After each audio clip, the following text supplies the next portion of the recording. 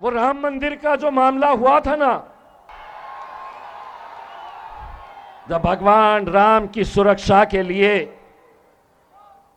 उनकी मंदिर की सुरक्षा के लिए, जब इम्तियाज जलील उस मंदिर के अंदर जाकर बैठा था तो संजय सिरसाट गोदड़ी ओढ़ कर सो रहा था।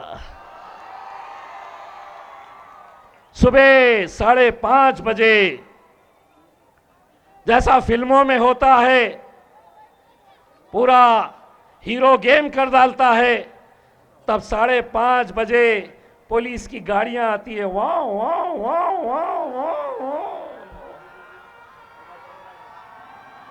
और उसके पीछे आते हैं हिंदू धर्म के रक्षक कहने वाले अतुल सावे। काय झालं इथं? काय झालं? संजय सिरसाट साहब आते हैं। क्या हुआ था इधर? क्या हुआ था? कुछ हुआ था? बेटा, जब तू गोदड़ी में सो रहा था तो तुम्हारा बाप वहां पे उस मंदिर की हिफाजत करने के लिए बैठा हुआ था। मंत्री है, हम कुछ भी बोल लेंगे, हम कुछ भी जो चाहे अपने मन में आया बोल लेंगे। कल जितनी भी सभाएं हुई थी ना, कल कौन कौन थे? उद्धव ठाकरे साहब की सभा, एकनाथ शिंदे साहब की सभा, भाजपा का कोई नेता आया। भाजपा का कौन आया था मालूम क्या?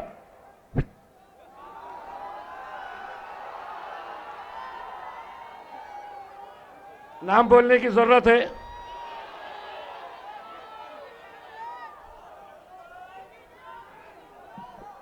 धीरे से बोलता हूं।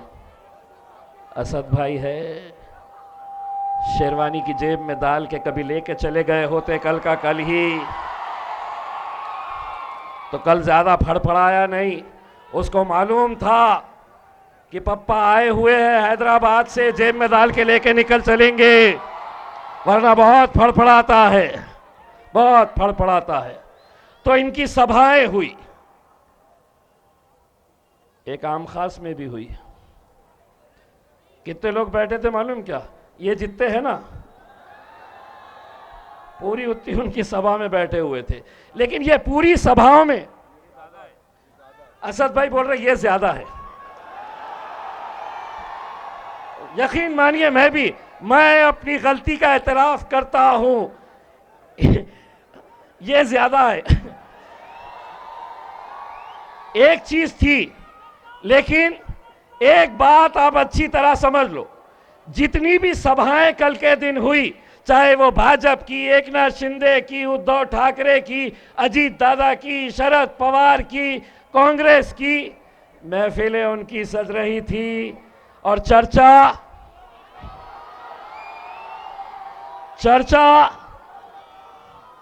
दूल्हे भाई का चर्चा हो रहा था। दूल्हे भाई का चर्चा हो रहा था। खत्म कर दो बोले। अरे यहां पर इंशाअल्लाह मेरे भाई, मैं आप लोगों से यह अदबन गुजारिश करना चाहता हूं। हमने 2024 में वो नौजवान, हमने नौजवानों को बिलक बिलक कर रोते हुए देखा। 23 नवंबर 2024 का वो दिन, जब पूरे शहर ने तैयारी कर ली थी कि हमें जश्न मनाना है, हम एक बार फिर सड़क पर आएंगे, रंग खेलेंगे, पटाखे फोड़ेंगे, लेकिन हमारे ही कुछ गद्दारों की वजह से हमें यह शिकस्त का सामना करना पड़ा। दोस्तों, तीसरी मर्तबा दुआ करिएगा कि अल्लाह हमें मौका दे 16 तारीख के दिन जश्न मनाने का। बहुत कोशिशें हो रही है, बहुत कोशिशें हो रही है। हद तो ये हो गई है कि 2 नंबर के धंधे करने वाले,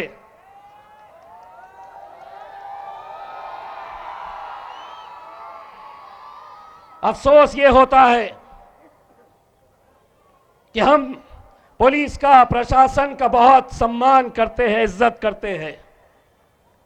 ये कौन लोग हैं? गरीब बच्चों का राशन, जो खिचड़ी जिला परिषद के स्कूल के गरीब बच्चों को पहुंचाई जाती है।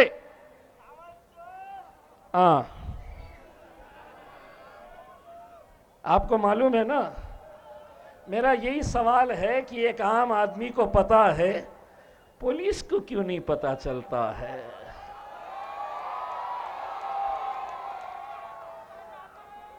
मुझे सिक्योरिटी दी गई, 10-10 पुलिस वाले मेरे साथ।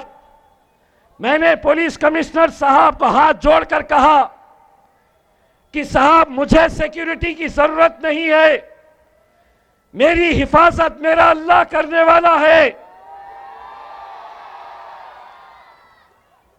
मैंने सिर्फ उनसे इतना कहा कि शहर के ये गुंडे मवालियों को आप अंदर करिए, किसी को सिक्योरिटी देने की जरूरत नहीं पड़ेगी, किसी को सिक्योरिटी की जरूरत नहीं पड़ेगी।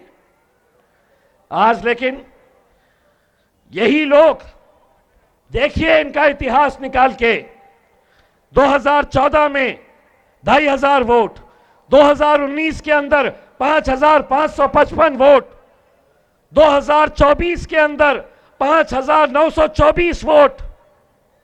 एमएलए का ख्वाब देख रहे, एमपी का इलेक्शन लड़ रहे, फिर वही की वही गैंग अलग अलग पार्टियों के जरिए फिर आ जाती है मैदान में। मकसद एक ही है, तुमको बांटा जाए, तुमको तकसीम किया जाए, ताकि तुम जब बटोगे तो कहीं ना कहीं किसी और का फायदा होगा। आपको मालूम है, मैं जब गैंग कह रहा हूं तो कौन कौन है? अभी 3 दिन पहले जब असद साहब का आम खास मैदान के अंदर जलसा हुआ, जलसा खत्म हुआ तो एक साहब गाड़ी में आ गए।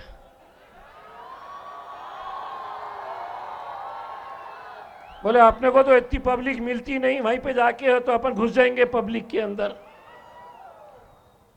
दूसरे साहब ये समझ रहे हैं कि मैं पुलिस, प्रशासन, सरकार, हुकूमत सबको जेब में रखूंगा, लेकिन हमने साफ कर दिया है, इलेक्शन लड़ना है हमें, इलेक्शन जीतना है हमें।